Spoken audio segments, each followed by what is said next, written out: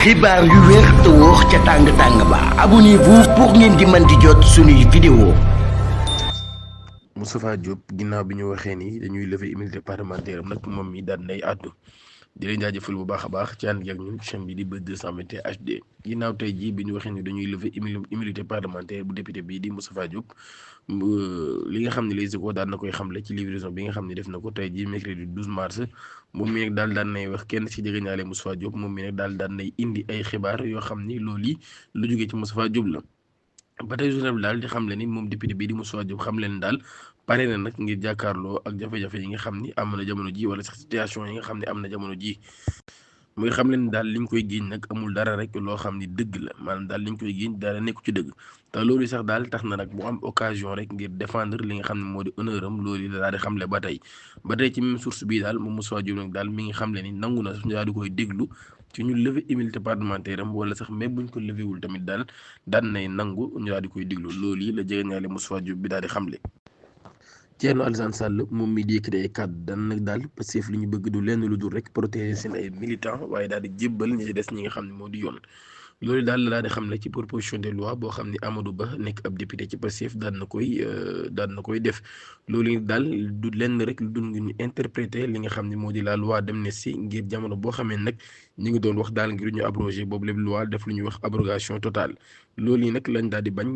bañal Thierno Alassane Sall moom mi nag daal muy xam ne ni kon Pastef rek li ñu bëgg mooy protéger seen ay militants waaye livrer ñi nga xam ne ñoo di ñeneen ñi loolu nag la daal di woowee li nga xam ne moo di l'interprétation de la farce kon daal moom jàpp na ni loolu yi ab farce la rek waaye du dara mun nag jamono ji xam nañ bu baax a baax proposition de loi bi nga xam ne daal indi nañ ko ngir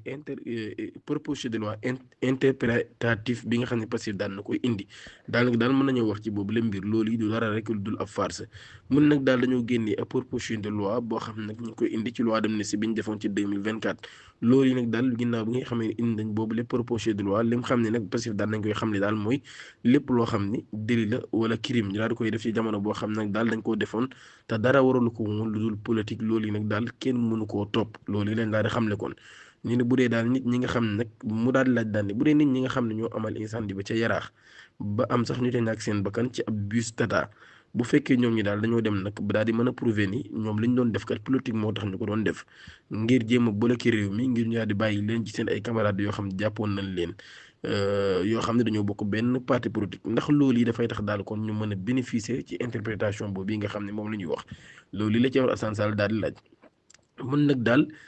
interprétation boobu yi nga xam ne wax nañ ko nag daal loolu yi ci loi d'amnistie bi ndax loolu yi daal naka la ñuy xamee nag daal ni nit kii li mu doon def politique moo taxoon mu koy def wala déet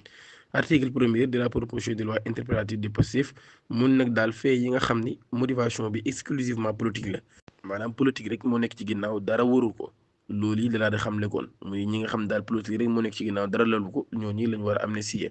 mun nag daal ay question yu baree bari nag moom moo ci posé wu naka la ñuy xamee ni nit ki ay motivation politique la amoon ndax juridiction yi daal mën nañoo dem nag ba sonder li nga xam ne moo di ruu nit ki loolu la ko waxee sonder les âmes ngir mën a xam ki ñuy accuser moom mii dañ koy identifier comme koo xam ni dafa infiltrer manifestation yi ngir def ñaawteef wala commettre crime ak lu ni mel wala sax daal naka la ñuy mën a bañalee ko ni kii li mu doon def politique taxul ma ko doon def mën nag daal ay éléments yu baree bari daal yoo xam ne day wane rek loo xam ne lu lëndëm la ci loi d'amnistie bii dañ koy gis mun nag daal proposition de loi boobee nekk proposition de loi interprétatif de Pastef mun nag daal loolu yi dafay exclure yenn infraction yi nga xam ne nag dafa amoon ci manifestation yi mais yi nga xam ne daal defuñu ko sans motivation politique mu ni volonté bi Pastef am du lu leer la du dara rek lu dul sàmm ay militants am daal leen di protéger bu baax a baax muy militants yi nga xam ni ñoo bokk ci parti bii di Pastef waaye nag ñeneen ñi nga xam ne yeneen membre lañ ñu daal leen sacrifier mu daal ci tudd les forces de l'ordre yi nga xam ne ñoom ñi dañ doon jéem a maintenir li nga xam ne moo di l'ordre public muy ndax ñooñ ñi dinañ mën a justifier li ñu doon def rek ngir loo xam ne nag ay motivation politique la ay motivation yoo xam ne extrêmement politique la mun nag daal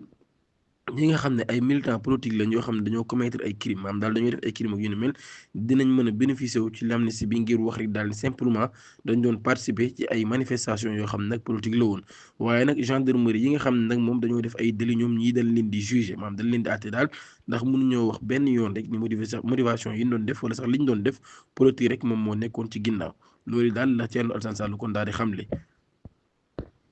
mu ne ki nga xam ne nag daal am militant la boo xam ne nag dafa def sax loo xam ne crime la nga xam ne dañ ko présumé criminel mu ne kooku kon dañ koy protéger daal koy sàmm waaye gendarmerie bi nga xam ne nag daal dafa bokkoon ca opération ngir daal di amal li nga xam ne moo di sécurité ci réew mi wala sax maintenir li nga xam ne moo di l'ordre public bi moom mi nag daal dañ koy livrer à la justice mu ne loolu yi nag mooy jamono ji loo xam ne régime bu passé moom lañ nekk di def. loolu yi daal kon Thierno Alassane Sall mi ngi koy méttilu bu baax a baax di wax ni combat bi daal dañ cee war a taxaw te waruñoo bàyyi nag mbir mi benn yoon rek muy jàll.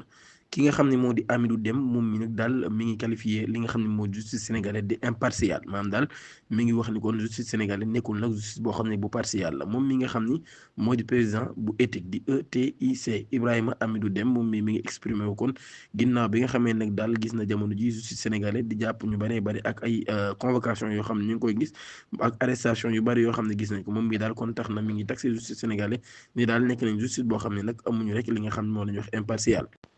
ba tey ci politique boobu ci la ñuy des Seydi Gassama di rectifier régime bi fi nekk jamono ji moom mi nekk ministre de l'intérieur nee na daal dafa war a xamle nit ñi nga xam ne nag dañ leen a concerné ci bu ñu waree génn loolu la Seydi Gassama daal di xamle Seydi Gassama daan nay réagir ginnaaw bi ñu teree Mansour Faye mu daal di génn réewum Sénégal tey jii ca wala sax démb ci altine ji ci aéroport bërki démb ci àddina ci aéroport président Amnesty Sénégal moom mi daal ginnaaw bi nga xamee ne tere nañ ki nga xam ne moo di Mansour Faye mu daal di génn réew mi moom nag daal mi ngi invité les autorités ñu daal di nag jël ay matuwaay ci di informer nit ñi bu ñu leen waree tere pour ñu génn réew maanaam daal ñu daal leen koy teel a wax loolu kon daal mi ngi koy sàkku ci le ministre de l'intérieur mun daal dafa war a informer ñëpp ci moyen yëpp nag ci nit ñi nga xam ne nag daal mbir mi da leen a concerné bu fekkee dañoo jël ci moom am mesure boo xam ne nag dañ koy tere mu génn li nga xam ne moo di réew mi mu ni loolu kon dañ leen ko war a xamal ndax daal loolu yi dafa bokk nag ci lu ñu wooyee la jubal jubbante waaye nag loolu daal dafay bokk tamit ci li nga xam ne dafay dañu tàggale ak ñi nga xam ni dafa weesu ci ginnaaw dañ ko doon jëf te nit ñi doon ko méttitlu kon ci ak fàttali Mansour Faye démb ginnaaw bi nga xamee ni dafa génnoon ngir dem ca Màkka ginnaaw bi nga xamee nag dafa génnoon ngir dem ca Màkka ngir amal ajam daal dañ koo tere woon mu daal di génn réewum Sénégal waxoon mënoo génn ci loolu sax ki nga xam ne moo nekkoon première dame bu Sénégal di Marième Faye Sall moom mii daan na ci indi ay leeral di moom tamit daal di indi beneen version ndax daal biñ ko dégloo ci ab rajo moom mii da doon xamle ni Mansour Faye dafa génnoon ngir seet seen yaay ji nga xamee ni dafa feebar moom Marième Faye Sall moom la xamle ni moom la Mansour Faye seeti woon ñu daal di koy téye daal di koy tere loolu yi te teguñu ko fenn ba tey sax moom mi nga xam ne ni daal lu mat juróom-ñeenti weer 9 mois ba tey ñi ngi enquêté ci magam jii di Mansour Faye ngir teg ko loxo waaye indil ko ay benk-ñenke moom Marième Faye Sall sax mu jeexale ay kàddoom daan ni nag yàlla rek a fi ne loolu daal daal di mujjee daal di jeexal daan ni maanaam kenn mënul dara yàlla rek moo mën kon loolu ay kàddu yoo xam ne Marième Faye Sall nekkoon ancienne première dame bu Sénégal mooy yëkkati kàddu yu ni mel ginnaaw bi nga xamee ni daan nañuy tere magam ji di Mansour Faye mu daal di génn réew mi ci mbirum Mansour Faye boobu ci la ñuy taxawaat ginnaaw bi nga xamee ni Farba Ngom daal dinay jàll kii di Aïssatou Ndiaye nekk ci APR mi nga xam ne daal dañ cee bëgg a teg rek ki nga xam ne moo di seen camarade bii di wuyu ci turu Mansour Faye ci ab conférence de presse boo xam ne doon nañ ko amal ci mardi bi ki nga xam ne nag moo di Aïssatou Ndiaye bokk ci APR ginnaaw bi nga xamee ne nag jàkkaarloo na ak presse bi moom mi nekk responsable politique de l'Alliance pour la République APR daal nay prononcé wu ci mbirum Mansour Faye mi nga xam ne nag dañ ko tere woon mu daal di génn réew mi moom bi nga xam ne moo nekkoon porte-parole bi ci boobu lépp point yi de presse moom mi daal dina jàpp ni mbir yooyee du dara rek lu dul acharnement yoo xam ne ñu ngi koy def daal di ko jëmale ci ñi nga xam ne ñoo nekkoon ci régime bii fi jugee mun nag daal mbir mi dañoo war a fexe mu daal di jeex ci nu mu gën a gaawee dañ ko war a xeex daal mu daal di jeex ci nu mu gën a gaawee moo ne ginnaaw bu Farba Ngom weesoo daal dañoo bëgg nag ki ñu ci bëgg a teg rek du kenn ku dul suñu camarade bii di Mansour Faye daan nag daal ñun loolu yi nag duñ ko nangu benn yoon intimidation boobu daal duñ ko nangu benn yoon loolu yi kon daal di xamle ci point de presse bi nga xam ne organisé woon nañ ko mardi bii Mansour Faye ginnaaw ab poste boo xam ne kon defoon na ko ci page Facebook am doon xam ne rek dafa bëggoon a voyager ñu daal di ko koy tere ci ginnaaw ba ci la organisé boobu le point de presse ngir wan ci lan moo ko metti ci boobu le mbir di leen jaajëfal bu baax a baax ci ànd ji ak ñun chaîne bi di Buzz 221 HD di leen sàkk ñaan ngeen abonné suñu chaîne YouTube te activé cloche notification bi pour bañ a rater suñu yeneen vidéo jërë ngeen jëf